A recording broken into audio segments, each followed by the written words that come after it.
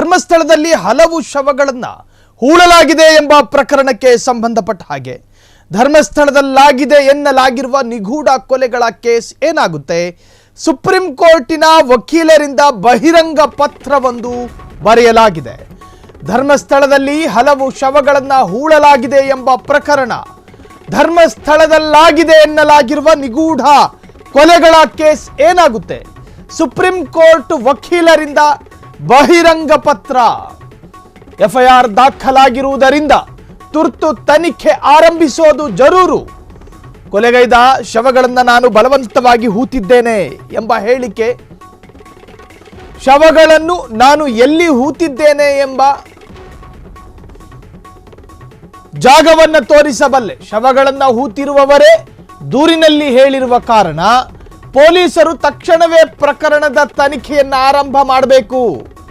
FIR ದಾಖಲಾಗಿರುವ ಹಿನ್ನೆಲೆಯಲ್ಲಿ ಪೊಲೀಸರಿಗೆ ಪೂರ್ಣ ಅಧಿಕಾರ ಇರುತ್ತೆ. ಅತ್ಯಾಚಾರ ಕೊಲೆಗೆ ಸಂಬಂಧಿಸಿದ ದೂರು ಆಗಿರುವ ಹಿನ್ನೆಲೆಯಲ್ಲಿ ಕೃತ್ಯ ನಡೆದಿರುವ ಯಾವುದೇ ಸ್ಥಳಕ್ಕೂ ಪೊಲೀಸರು ಭೇಟಿ ನೀಡಬಹುದು. ಕೃತ್ಯಕ್ಕೆ ಸಂಬಂಧಿಸಿದ ಯಾವುದೇ ಸಾಕ್ಷ್ಯಗಳನ್ನು ಸಂಗ್ರಹಿಸಬಹುದು.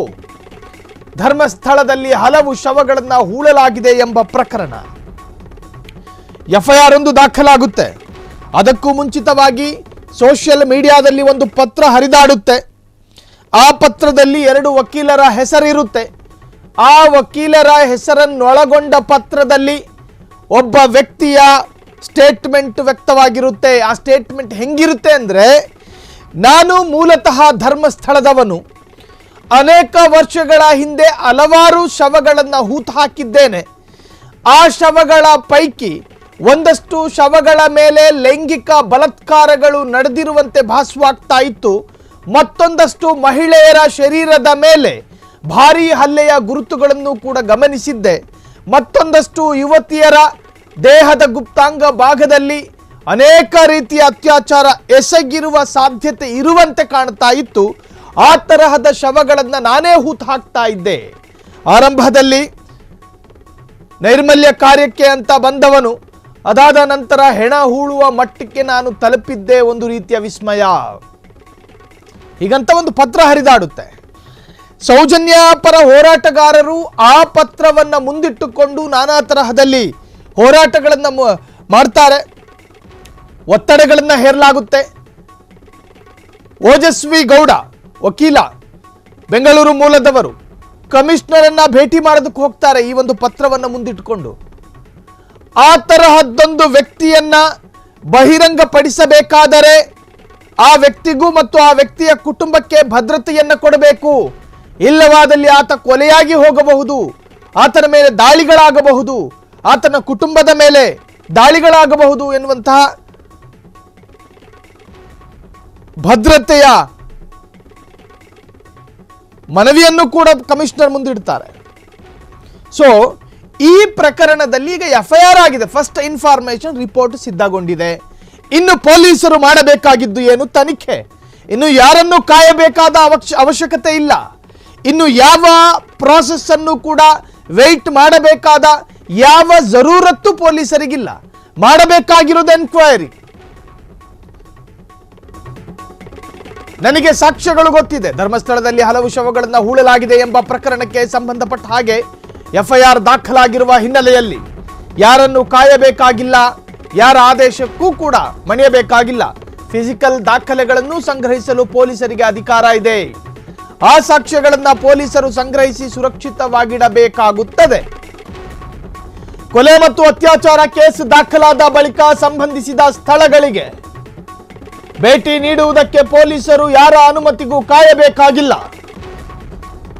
ದೂರುದಾರರ ಹೇಳಿಕೆಯನ್ನ ಸಿಆರ್ಪಿಸಿಯ ಕಲಂ 164 ಅಡಿ ದಾಖಲಿಸಬೇಕು. ಸುಪ್ರೀಂ ಕೋರ್ಟ್ ವಕೀಲ ಎ ವೇಲನ್ ಪತ್ರಿಕಾ ಹೇಳಿಕೆ ಬಿಡುಗಡೆ ಮಾಡಿದ್ದಾರೆ. ಧರ್ಮಸ್ಥಳದಲ್ಲಿ ಹಲವು ಶವಗಳನ್ನು ಹೂಳಲಾಗಿದೆ ಎಂಬ ಪ್ರಕರಣಕ್ಕೆ ಸಂಬಂಧಪಟ್ಟ ಹಾಗೆ ಪೊಲೀಸರಿಗೆ ಎಲ್ಲಿಯವರೆಗೆ ಅಧಿಕಾರ ಇರುತ್ತೆ ಅನ್ನೋದಕ್ಕೊಂದು ಉದಾಹರಣೆ ಕೊಡ್ತೀನಿ. ಸಾಕ್ಷಿಗಳು ಮಸೀದಿಯ ಒಳಗೆ ಇದ್ದಾರೆ ಅನ್ನೋ ಮಾಹಿತಿ ಬಂದ್ರೆ ಮಸೀದಿಯ ಒಳಗೆ ಹೋಗಿಯೂ ಕೂಡ ಸಾಕ್ಷಿಗಳನ್ನ ಕಲೆ ಹಾಕಬಹುದು. ಅದಕ್ಕೆ ದೇವಸ್ಥಾನ, ಚರ್ಚು ಅನ್ನೋ ತಾರತಮ್ಯಗಳನ್ನು ತೋರುವ ಹಾಗಿಲ್ಲ. ಹಾಗಾಗಿ ಈ ಪ್ರಕರಣದಲ್ಲಿ ಸಾಕ್ಷಿಗಳು ಎಂದು ಹೇಳಲಾಗುವ ಸ್ಥಳ ಯಾವುದೇ ಇರಲಿ, ಯಾವುದೇ ಕಾಡಿರಲಿ, ಎಲ್ಲೇ ಇರಲಿ, ಪತ್ರವೊಂದು ಬಿಡುಗಡೆಯಾಗಿದೆ. ಆ ಪತ್ರದಲ್ಲೊಬ್ಬ ಸಾಕ್ಷಿ ತನ್ನ ಹೇಳಿಕೆಯನ್ನು ಹೇಳ್ಕೊಂಡಿದ್ದಾನೆ. ಈಗಾಗಲೇ FIR ದಾಖಲಾಗಿದೆ. ಆತ ಯಾರು ಅನ್ನೋದನ್ನು ಪತ್ತೆ ಹಚ್ಚಿ ಪೊಲೀಸರು ವಶಕ್ಕೆ ಪಡೆದುಕೊಂಡು ಕಸ್ಟಡಿಗೆ ತೆಗೆದು ಆತನ ಮುಖಾಂತರವಾಗಿ ಆತ ಹೂತು ಹಾಕಿದ ಜಾಗಗಳ ಪೈಕಿ ಆತನಿಗೆ ಎಷ್ಟೆಷ್ಟು ಜಾಗ ನೆನಪಿದಾವೋ ಆ ಜಾಗಗಳಲ್ಲಿ ಪರಿಶೀಲನೆಗಳಾಗಬೇಕು. ಆತ ಹೇಳಿರ್ತಕ್ಕಂತಹದ್ದು ಸತ್ಯಾನ, ಆತ ಹೇಳಿರ್ತಕ್ಕಂತಹದ್ದು ಸುಳ್ಳ ಆಗಬೇಕಲ್ಲ. ಇನ್ಯಾರಿಗೆ ಕಾಯೋದು? FIR ದಾಖಲಾಗಿದೆ. ಸಂಬಂಧಪಟ್ಟಂತಹ ಜಾಗಕ್ಕೆ ಪೊಲೀಸ್ ತಂಡ ರಚನೆಯಾಗಬೇಕು. ಇಮಿಡಿಯೇಟ್ ಇದರ ತನಿಖೆ ಆರಂಭಗೊಳ್ಳಬೇಕು. ಯಾರ ಒತ್ತಡಕ್ಕೂ ಕೂಡ ಮಣಿಯಬಾರದು. ಈ ಪ್ರಕರಣದಲ್ಲಿ ಸಾಕಷ್ಟು ಬಾರಿ ನಾವು ಗಮನಿಸಿದ್ದೀವಿ, ಸಾಕಷ್ಟು ಬಾರಿ ಈ ಪ್ರಕರಣದಲ್ಲಿ ಒತ್ತಡಕ್ಕೆ ಮಣಿಯುವಂತಹ ಪ್ರಹಸನಗಳು ನಡೀತಾವೆ.